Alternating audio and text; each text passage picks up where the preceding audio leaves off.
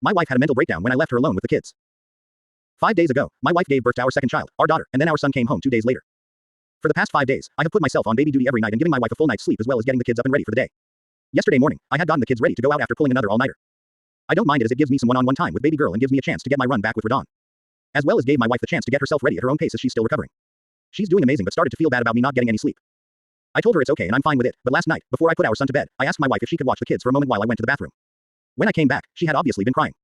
I immediately went into panic mode but she calmed me down explaining that her mentee moment was caused by her feeling like she wasn't doing enough and that she felt horrible that I was choosing to stay with our daughter rather than getting any sleep. I understood her and she sent me to bed when she woke up this morning after I got a night of intermittent sleep.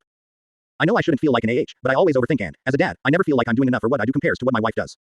She's amazing and just went through childbirth and I just want to give her the time she needs to recover. Aida. Update. So, a lot of people saw my last post. I mean a lot and too many people commented to get to every comment and respond. I apologize for that and I thank you all for the supportive words. I do not, however, appreciate any slander towards my wife. For a little context, I felt like Ta because I made my wife cry while leaving her with the kids, regardless of her telling me that it was A only for a trip to the bathroom. And B, necessary for me to sleep in our own bed. Secondly, I currently have 6 weeks off of work for child bonding so work is no sweat as of now. Thirdly, whomever commented that we should take shifts, you all get cookies. We discussed taking shifts starting tonight with me taking the night early mornings. And finally, there is a whole host of backstory on why we're both a bit emotional. This is our second child, but our third pregnancy. Nif, our daughter, is our rainbow baby who we thought we wouldn't have. Not just for the reason mentioned, but we nearly divorced 2 years prior in a particularly nasty way. A commenter found one of my previous posts and asked why I stayed with her. For context, almost 2 years ago, we were drinking at a friend's birthday party and some very hurtful things were said that couldn't be taken back. Even after sobering up, I was too hurt to move on and I told her I wanted to divorce. We both knew it was because alcohol was the problem and she swore she would get help. The idea that we needed CC and IC was also thrown in. We both uncovered problems that needed resolving. Long story short, we focused on fixing the problems in ourselves and our marriage and started breaking generational cycles.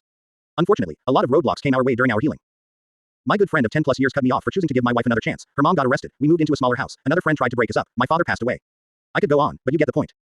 Fast forward to October 2023, we are at such a spot that we have both been sober since that party and we were more in love with each other than ever and we talked about a second baby. We find out that she's pregnant mid-October and start planning a reveal for Thanksgiving for family.